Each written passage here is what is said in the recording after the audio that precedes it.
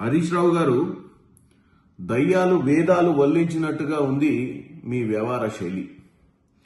నీతులు ఎదుటివారికే తప్ప మాకు కాదు అన్నట్టుగా మీరు ఈరోజు మాట్లాడుతున్నారు.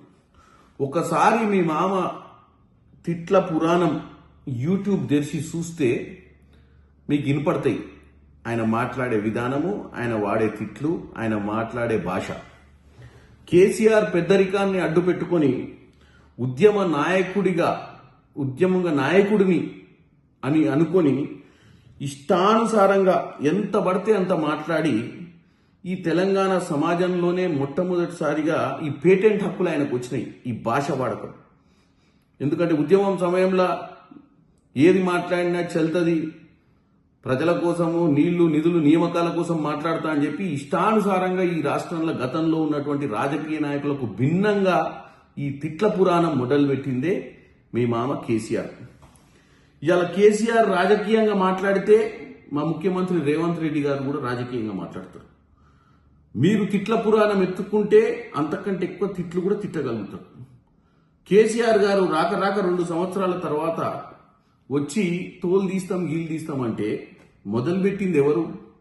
ఒక ముఖ్యమంత్రి స్థాయిలో ఉన్న వ్యక్తిని తోలు తీస్తామని చెప్పి ఒక 10 ఏళ్ళు ముఖ్యమంత్రికి ఉన్న పెద్ద మనిషి మాట్లాడితే దాన్ని ఖండించక, దానికి సమాధానం చెప్పక, మర్యాద అయినటువంటి భాషలో మీకు సమాధానం చెప్పే పరిస్థితి ఉంటుందా చెప్పండి హరీష్ రావు గారు? మీరు కూడా ఈరోజు మాట్లాడుతూ ఓ పక్కన చెట్టుకు కట్టేయాలి, లాగులు ఉడబీకాలే అని ఒక ముఖ్యమంత్రి స్థాయి వ్యక్తిని పట్టుకొని మాట్లాడుకుంటూ మళ్ళీ ఓ పక్క నుంచి మీరు వేదాంతాలు పాండిత్యం చెప్పాలి అన్నట్టు మాట్లాడుతారు. ఇకపోతే మీ బామ్మర్ది కేటీఆర్ గారు చిన్న లేదు పెద్ద లేదు, అది ఐటీ అయినా ఇరిగేషన్ అయినా నాకంటే ఎక్కువ నీకు తెలియదు, నేనే బ్రహ్మాండమైన వ్యక్తిని అని చెప్పి ఇష్టానుసారంగా మాట్లాడితే సమాధానం చెప్పక ఏం చెప్తారు హరీష్ రావు గారు?